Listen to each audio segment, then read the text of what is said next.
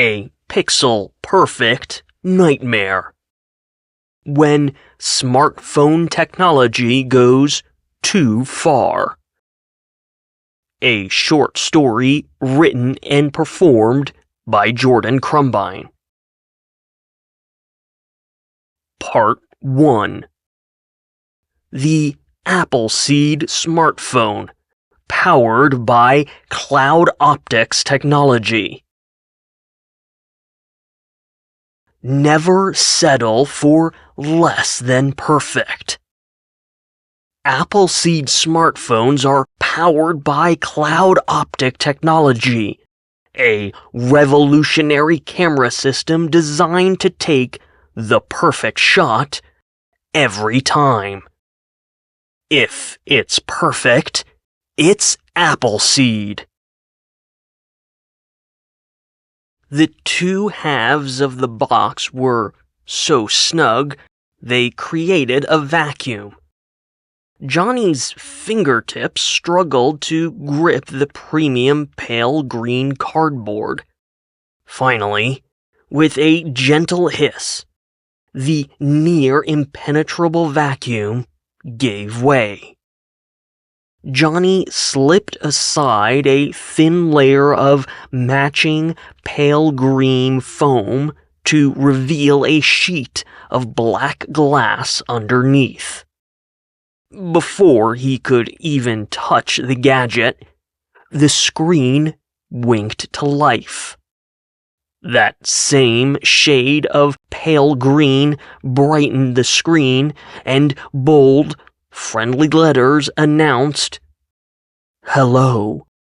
Welcome to your new Appleseed smartphone." A melodic tone played as the message animated off the screen. Johnny lifted the smartphone from its cradle and wasn't at all surprised to feel his face stretch into a wide, stupid grin. The phone felt absolutely perfect in Johnny's hand. Not too big, not too small. The back curved gently to fit his cupped hand. It was a smooth, pale green plastic that somehow felt more premium than its glass counterparts.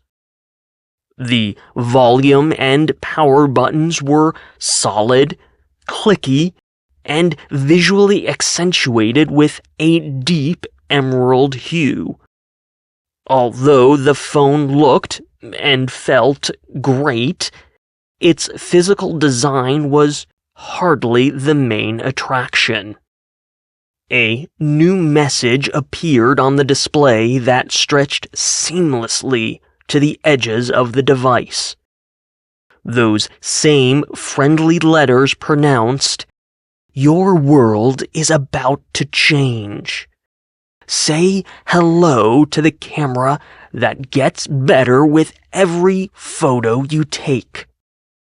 An animated graphic played across the screen. It showcased a set of camera modules hidden beneath the screen at the top of the phone. Text explained, "Just because you can't see it doesn't mean it isn't there. Appleseed uses cutting-edge display and camera technology to make your selfies shine." The animation rotated to display the rear of the phone, and Johnny turned the physical device over in his hand to look at the impressive 6-camera module arranged in a circular bump. He flipped it back around to read the text, even though he knew the marketing-friendly copy by heart. It's not just evolutionary, it's revolutionary. The Appleseed camera system is powered by CloudOptics technology. We could explain how the algorithm and AI processing function making it virtually impossible to take a bad photo. But it's easier if you just start snapping. We think you'll agree. Technology has never been so magical. Johnny's smartwatch pinged as the next message transitioned across the Appleseed display. The watch notification was a calendar reminder for dinner with his family. He'd have to leave in a few minutes to get there on time. Johnny swiped through the last message on the smartphone, "Let's get you set up," and quickly ran through the steps to initialize his new phone. He hated to rush through it because there was nothing better than setting up new technology. Time was short, though, and Johnny would rather have the Appleseed with him at dinner than wait until much later in the evening to play with his new toy. It was fair to say that Johnny loved technology, smartphones and camera tech doubly so. After a shitty week involving the most heartbreaking betrayal the 19-year-old had ever experienced, all it took was the comforting heft of a new smartphone for Johnny to feel like things were finally starting to turn around. Part 2. The Perfect Family Selfie. Every time you take a picture, the camera is actually shooting a burst of photos. The primary rear camera captures anywhere from 20 to 60 photos, and the additional cameras, they're all different focal lengths, and they capture different sets of details in the frame. The software, that is the CloudOptics AI, that's the magic sauce that renders all the information together, so before you finish saying cheese, you've taken the best photo of your life. Beyond all the raw computational elements, the camera actually starts capturing data before you even tap the shutter button. So, if someone is blinking or not smiling or your hand shakes, the camera already has the data to best render your photo. Johnny desperately wanted to keep talking, but he could tell he had already lost his audience. Mom and Dad were barely feigning polite interest. Johnny's little sister, Janie, had not once looked up from her own phone, a generic Android with a cracked screen that seemed permanently connected to an external battery pack. Dad licked barbecue sauce off his fingers before reaching across the table for a roll of paper towels. He said, backhanding his mouth as he tore off a few sheets. "And is that one of the classes you're taking? Smartphone, camera, photography?" Johnny let out a frustrated sigh as his gaze dropped to a half-eaten brisket sandwich.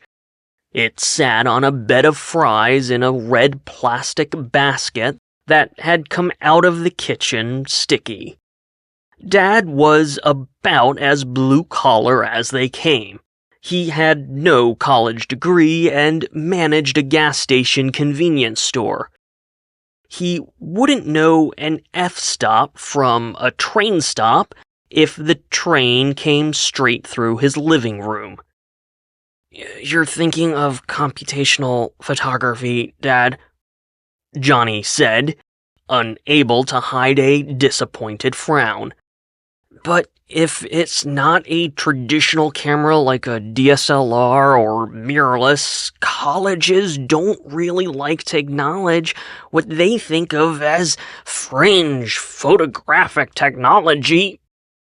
I thought Ashley was supposed to be coming tonight, Mom interjected. Johnny glanced back up to see Mom inspecting a large, dry-rubbed spare rib for a point of entry. She decided to tackle it from the middle out and sank her teeth into the meat. Johnny pulled his face into a neutral expression, silently fearing that even a blank face would reveal too much. Another glance at Janie. She was too preoccupied with her phone to pay attention to the conversation, much less her own basket of untouched barbecue meat. What is she studying again? Dad asked with a quick look at Mom. Nursing? Mm-hmm. Mom chewed a mouthful of pork while she winked at her son. Someone needs to be careful Ashley doesn't find out she's a little too good for our little camera nerd. Johnny took a large bite out of his sandwich to avoid speaking. Another glance at Janie. Honestly, would it kill her to help buffer the parentals, if only for a minute? The last thing Johnny wanted to explain was how he had spent the previous week sleeping over at Ashley's because his own roommate was a chronic pothead who couldn't stop dealing from their dorm room. A day earlier, Johnny had learned that Ashley was taking advantage of Johnny's absence from his dorm to hook up with said pothead roommate. They had taken Netflix and chill to all new highs, and Johnny was left with both of his thumbs planted firmly up his own asshole. But sure, Mom, Ashley was too good for him. Johnny racked his brain as he overchewed his food, wishing a neutral conversation topic would magically fall in his lap. He looked down at his new Appleseed smartphone, sitting face down next to the sticky plastic basket. The massive array of camera lenses met his gaze with cold, silent understanding. Johnny's life was infinitely better when he was on the other side of the lens. Have you seen how those assholes in Washington want to cancel student debt? Dad asked, lobbing the political conversation starter like it was a crudely improvised pipe bomb. What the hell am I doing, busting my ass 60 hours a week if those guys are just handing out a free ride to all the snot-nosed shitheads who can't manage their finances? Mom side-eyed her husband. Language, please? Dad rolled his eyes as Johnny used a pair of crinkle-cut fries to scoop a dollop of ketchup into his mouth. He chewed way too slowly, buying himself more buffer time.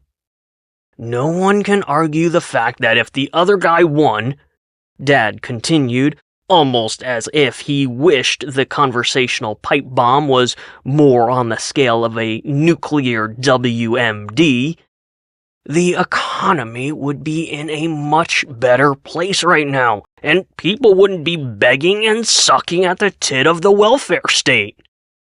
Johnny would have preferred it if his brain had found anything else to latch onto. Instead, what about all that corporate welfare our taxes had already paid for? What about the banks and Fortune 500 companies already bailed out by taxpayers? Why do you think people are begging for help in the first place? You realize, Dad, these programs would actually help you end your 60-hour work week, right? The Appleseed camera module stared silently up at Johnny. He could literally be anywhere else right now, taking pictures with his new phone. Anywhere else. Johnny, how are classes? Fuck. Could the change of topic be anything other than how he was flunking out of college? Good, Mom, Johnny lied. She nodded slowly, waiting for more. Yeah? Yeah, Mom, good.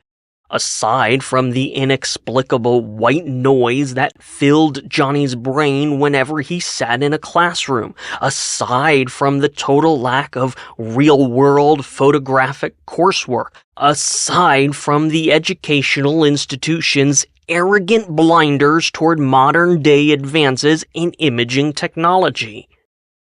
Johnny learned more about computational photography from Appleseed's CloudOptics webpage than he ever did in a college classroom.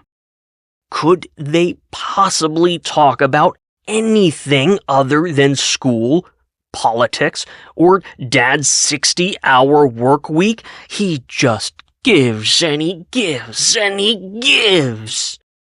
No, of course not. Johnny shared no common interests with his parents, and they seemed to have an impossible time engaging with him about technology and photography. Well, then, Mom said, wiping her fingers on a wet nap. How about we see how good that new camera is with a family selfie? You know what they say. This dinner never actually happened if I don't post about it on Facebook. Sweet Jesus, finally. Johnny swallowed the last lump of well-chewed barbecue and started nodding. It was one thing to tell his parents about new technology, but to show them. After wiping his own fingers, Johnny grabbed the Appleseed and twisted in his chair. He held the phone up and away from the table, aiming the selfie camera at his family. Dad mugged while Mom elbowed Janie to look at the camera.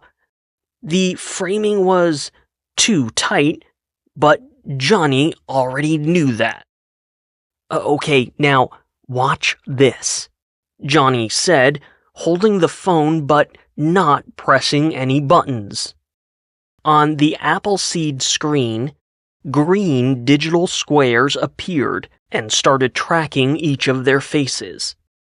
As soon as Janie glanced up from her own phone, a square appeared over her face, and then the entire picture shifted to a much wider angle to complement the larger shot. See, the AI recognized all the people in the selfie and automatically switched to the wider lens. Dad gave an exaggerated scoff. Or we could just have the waitress take the photo. Johnny ignored the comment, his thumb hovering over the shutter button. Now pay attention to how the lighting looks, because it's absolutely horrible in here. The barbecue restaurant was dimly lit. A metal light fixture hung over the table, casting unflattering shadows across all their faces. Are you sure you don't need a flash? Mom asked, oblivious to the fact that the CloudOptics technology eliminated the need for flashes. As Johnny's thumb dropped to the screen to tap the shutter button, a server dropped a tray on the other side of the dining room. Johnny's head whipped in the direction of the clatter as the Appleseed captured the photo. On the screen, Mom, Dad, and Janie's faces cycled rapidly. It looked as if their heads were those blank animatronics at a theme park with animated faces projection mapped onto their surfaces. Each of their faces fluttered through a range of expressions and degrees of smiles. Dad went from frowning to smiling to a big belly guffaw. Mom cycled from confused to something warm and welcoming. Janie's mouth shifted with each cycle, but her eyes stayed empty and vacant with each AI-manipulated expression. There were endless degrees of variations as the faces fluttered and processed. Johnny glanced back at the Appleseed screen. In the fraction of a second that had passed, the AI-processed photo flicked onto the screen. It was bright and sharp, the algorithm vanquishing offensive shadows and evening out the exposure. The detail was crisp, right down to the scraps of barbecue remaining in the sticky red baskets. Mom, Dad, and Janie looked like a warm, happy family excited to share a dinner. The camera had performed even better than advertised, except... "Guess Johnny's got a face that even his computer camera doesn't like," Dad said with a chuckle. Johnny frowned. His entire head was a blur in the photo because he had turned toward the crashing tray. But that didn't make sense. The algorithm should have picked up a frame from before Johnny tapped the shutter when he was smiling at the camera. The other strange detail was when he turned, the camera moved ever so slightly, shifting Janie to the very edge of the frame. Half of Janie's face was removed from the photo. Again, the algorithm should have corrected for that with the pre-rolled data. "Look at how that color pops, though," Mom said. "Text me the photo so I can post it." Dad nodded. "Yeah, I'll give you that much. That whole camera switcheroo thing was pretty clever." Johnny sunk back in his chair, confused. Algorithms and artificial intelligence weren't perfect, but those two details should have been a no-brainer. He was about to try for a second shot when Dad got up from the table.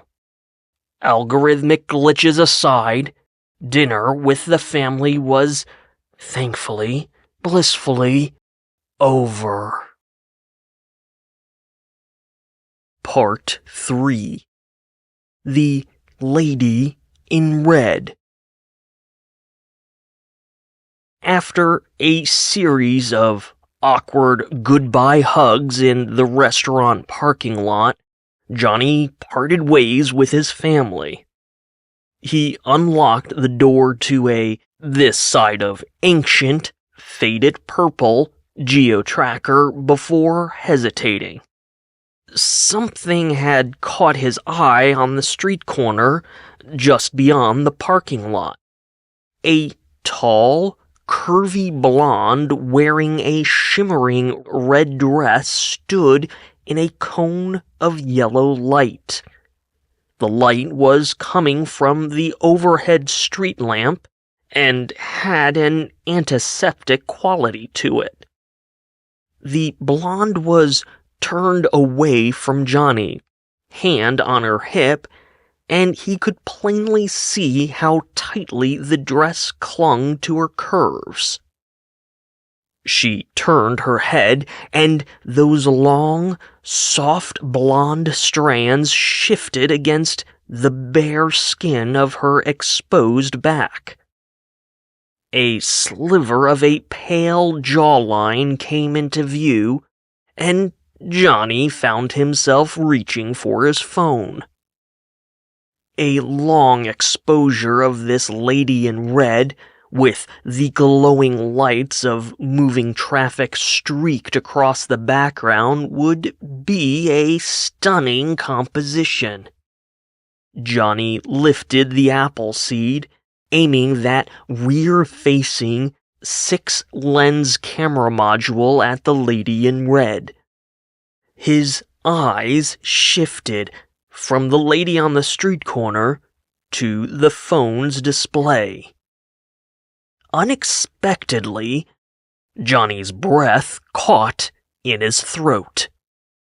Looking through the Appleseed's lens, the cone of yellow light under the street lamp was empty. Traffic streamed by on the street.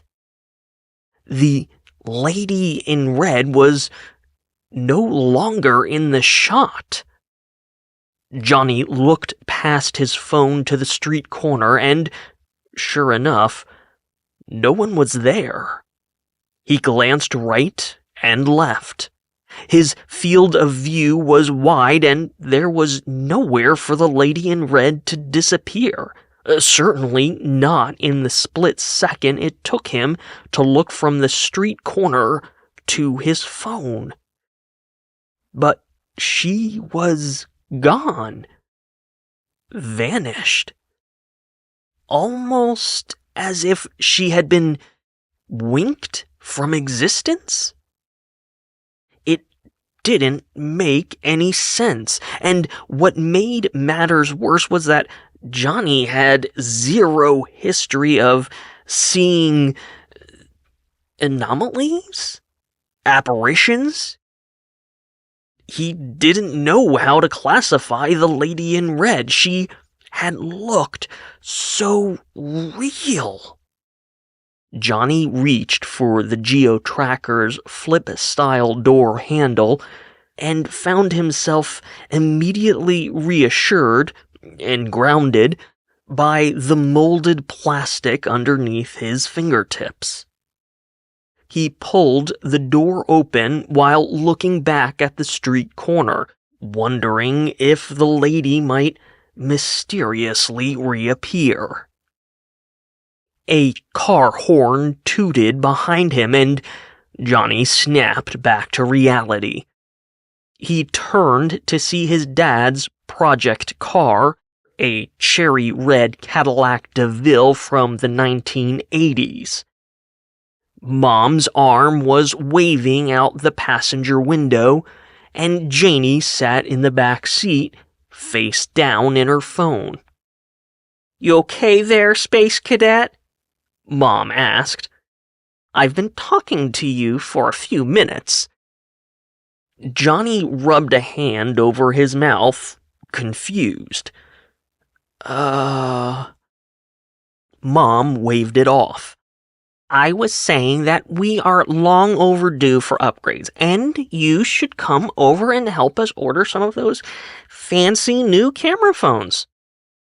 Dad leaned over and grinned. "There'll be ice cream." Mom smiled and winked.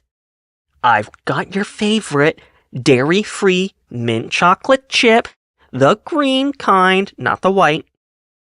Dad waved his hands in the air and put on a terrible impression of Jim Gaffigan. "His little tummy can't handle that spicy milk." Mom waved her hand.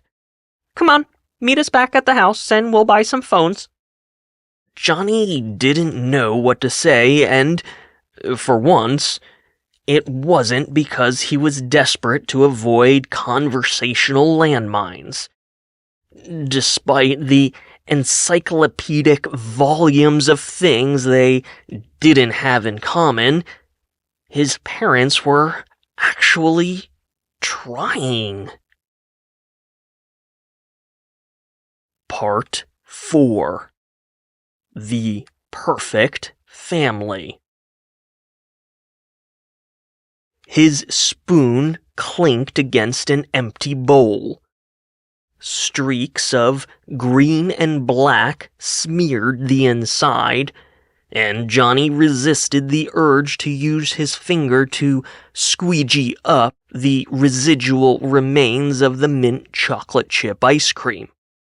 Mom had drowned the dessert in chocolate syrup and topped it off with a generous dollop of dairy-free whipped cream.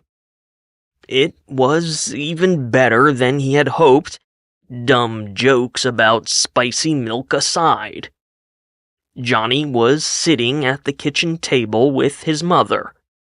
She set aside Johnny's empty ice cream bowl so he could turn his full attention to the family laptop. It was an old, clunky computer that would have worked better as a blunt object to smash over the head of a home invader. Still, the web browser worked just fine, albeit at the speed of a sedated tortoise. Johnny had the Appleseed website up, and after walking Mom and Dad through color and storage options, he added 2 smartphones to the shopping cart. Johnny hesitated before advancing to payment options. Janie's Android is older than dirt. I know these things aren't cheap, but her birthday is coming up. Did you want to get an extra one for her? Dad was walking the empty ice cream bowls to the sink and exchanged a confused look with his wife. Mom chuckled nervously. Johnny, what? Who's Janie? Dad asked, running the tap to rinse out the bowls. Wait, are you talking about Ashley? Mom asked, putting a hand on Johnny's arm. Oh, no. Did you 2 break up? Are you already seeing someone new? Johnny shook his head, perplexed. No, no, Janie. Who's Janie? Dad asked again from the sink. Johnny felt his stomach drop. He looked at Mom, who had nothing but genuine confusion in her eyes. She smiled nervously at him. Janie, Johnny insisted, a sour black panic twisting in his stomach. Your daughter! Dad barked a laugh as he loaded the bowls into the dishwasher. Okay, see, now we've got an aspiring comedian. Johnny felt his head filling with that same white noise he experienced while sitting in his college classrooms. Janie, he repeated. Her face is glued to her phone. We shared a room until I was 13. She's right over... Johnny gestured to the hallway and Janie's room at the far end of it. Mom pulled Johnny's arm down and frowned at him. Sweetie, this isn't funny. Are you okay? She asked quietly. The buzz in his ears grew louder, and the sour panic clawed its way up from his belly, stabbing at Johnny's heart. I'm not trying to be funny. He remembered the selfie from the restaurant. Johnny grabbed the Appleseed and tapped open the camera roll. Look, we just took a photo with our... The picture from the barbecue dinner filled the screen, and Johnny felt all the oxygen suddenly vanish from the room. At first glance, it looked almost exactly the same as when he took it. Mom and Dad were smiling warmly, and Johnny's head was a blur from turning toward the sound of the crash.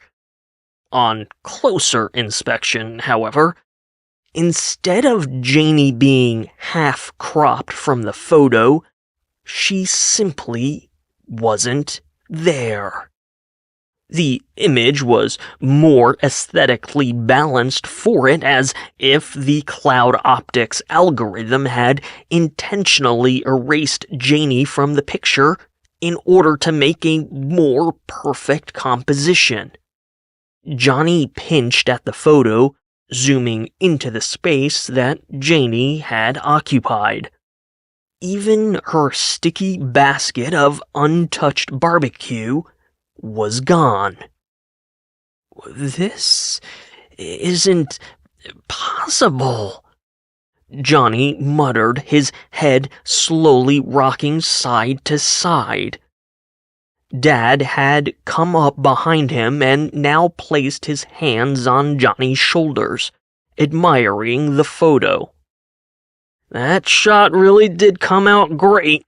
It's nice to get the whole family in one photo and not have it look like it was taken in the 80s. Johnny could feel his stomach souring. Dropping his Appleseed to the table, he shrugged away from his father's grip and stood up. Johnny crossed to the living room and over to the mantel where family photos were arranged. Surely there had to be. A black and white portrait of each family member was spaced across the mantel. Smaller group shots from birthdays and vacations filled the gaps between the three larger frames. Janie wasn't in any of them. Johnny started muttering to himself as the white noise buzzed louder in his ears. His parents called to him, but they sounded muffled and distant. He turned to the hallway and started for Janie's room. The door was shut. This can't be happening. This can't be real. And he flung it open, expecting to find her lying on the bed, face buried in her phone, earbuds blocking out her pestering parents and annoying older brother. Instead, he found an ironing board alongside a treadmill with clothes hanging from the handrails. On the other side of the ironing board was a stationary recumbent cycle whose seat was lost under a pile of clothes to be ironed. A small television sat against the far wall. There was no sign that Janie ever lived in the room. There was no sign that Janie ever existed. The periphery of Johnny's vision started to blur, and chromatic aberrations began shifting colors along the furthest edges. Laughter cut through the buzzing in Johnny's ears. He turned and stumbled back to the kitchen. Dad was holding the Appleseed and was showing Mom the screen. What the hell is going on?" Johnny asked from the hallway, bracing himself against the wall. It felt like the hallway was spinning. "Language," Mom said automatically before answering. "Your dad tried to take one of those really long photos." Johnny blinked, his brain turning over on itself, working like sludge. A panorama? Dad held the phone out to Johnny, showing him the screen. Johnny squinted at the wide photo shrunk tiny in portrait orientation. "Oscar started walking through the kitchen as he took the picture," Mom explained with a chuckle. Oscar? In the photo, Johnny saw a small dachshund that the panorama's computational stitching had stretched into a 6-foot-long monster wiener dog. Johnny turned a confused gaze from his smirking dad to his amused mom. "But," Johnny wheezed, When did you get a dog?" On cue, Oscar, the wiener dog, yipped and trotted out from around the corner.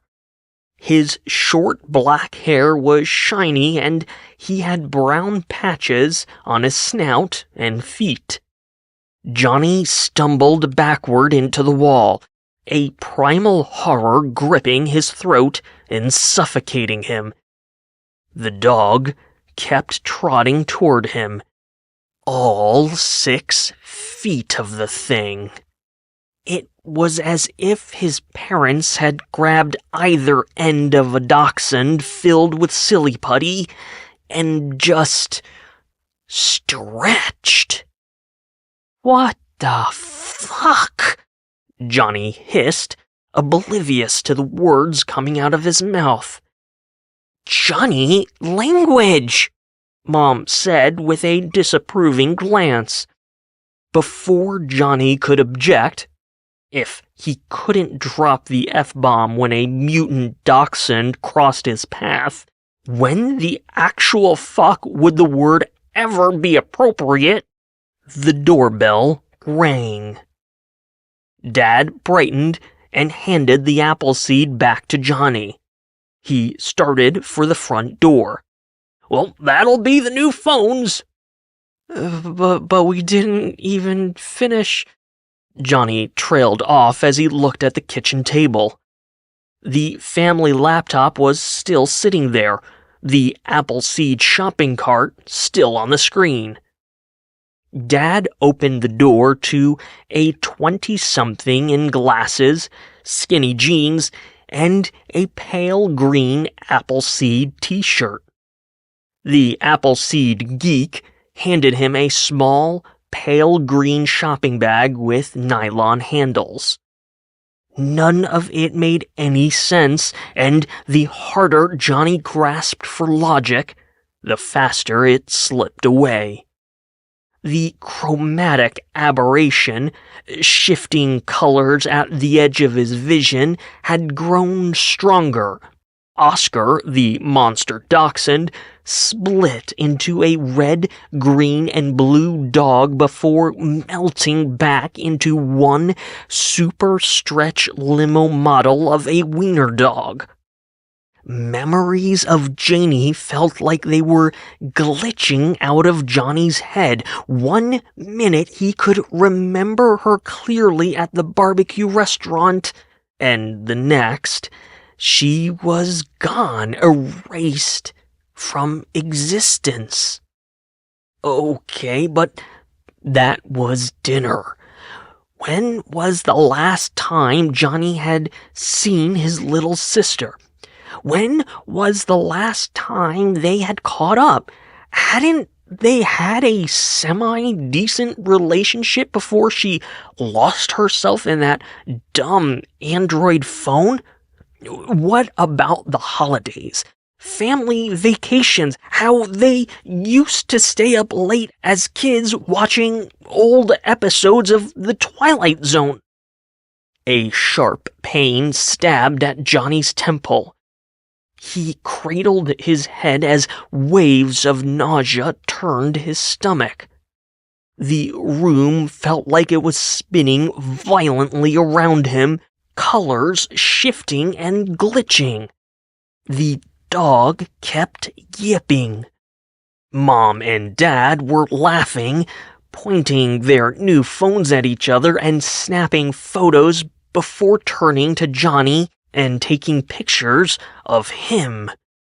Johnny could feel the penetrating gaze of the combined 12 lenses trained on him, peering into and violating something deep in his core. He yanked his head up. The white noise sounded like a goddamn ocean in his ears.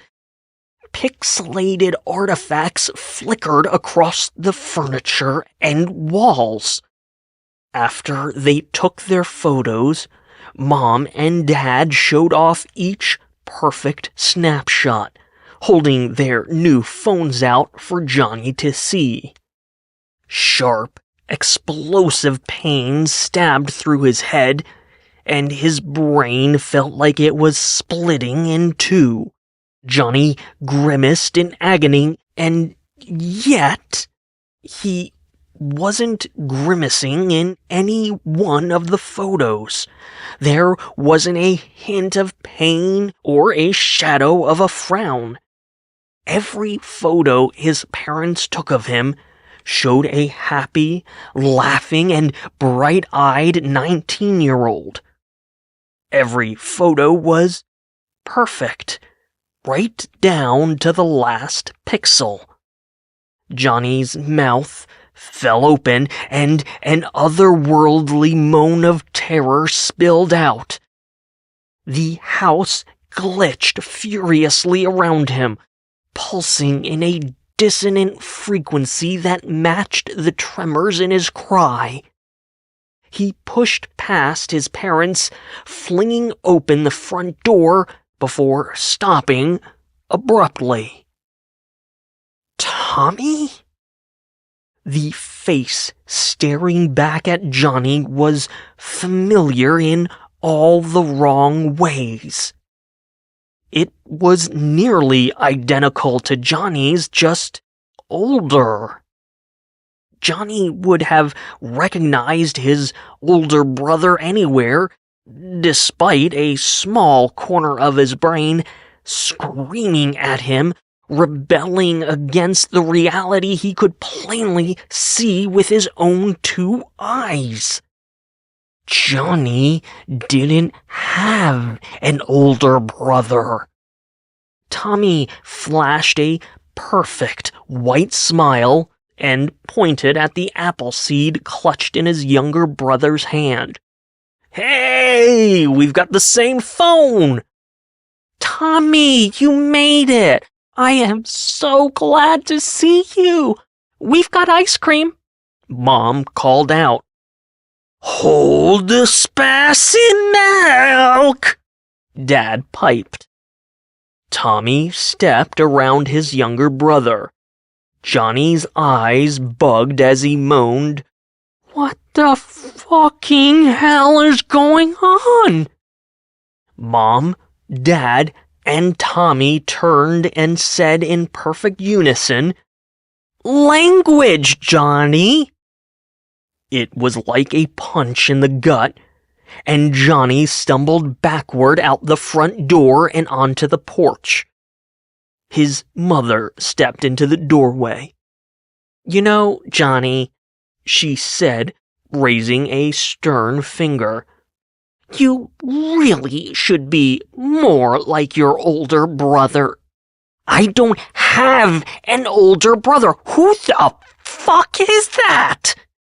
"And bad language is the sign of bad brains. Intelligent people don't use those kinds of words, Johnny." Dad joined Mom in the doorway. Like a shitty fucking video edit, Tommy glitched into view alongside them. All three smiled at Johnny, faces frozen in masks of inhuman perfection. "Where's Janie?" Johnny asked, his voice wavering and cracking. "What happened to Janie?" "You really should be more like your older brother," Mom repeated. Tommy's blank eyes seemed to grow as his smile stretched. The chromatic aberrations were spreading, shifting colors all around Johnny as he backed down the steps of the porch and into the front yard. A pixelated glitch rippled like a wave across the front of the family house. A second later, the home Johnny grew up in split into 3 different buildings. One red, one green, one blue. The 3 houses overlapped, wavered, and then burst into glitches before settling back into the single, full-spectrum house. Johnny kept stumbling backward into the street. He looked up at the night sky and saw strange artifacts distorting the stars. It was like a low-resolution JPEG that couldn't render the finer details. He pressed the balls of his hands into his eyes, but he could still see the strange, pixelated artifacts behind his eyelids. In a moment of sickening clarity, Johnny realized it wasn't the world glitching around him. It was him. Johnny turned a circle in the silent street of his parents' perfect suburban neighborhood. He looked down at himself and saw the apparition in full effect. The edges of his body glowed in RGB hues. A sinking sensation started in his stomach before winding its way up into Johnny's chest, pulling at his throat. The roaring buzz in his ears abruptly stopped, and Johnny was left with nothing but the crushing weight of an impossible silence. No traffic, no wind, no insects, just nothing. His head felt like it was going to cave in on itself. Something was very, very wrong. Icy fear clutched Johnny's heart, and pure terror spidered down his spine. Johnny took a step back toward the family home, his trembling hand reaching out to the 3 people standing in the doorway. He stumbled. Something was missing?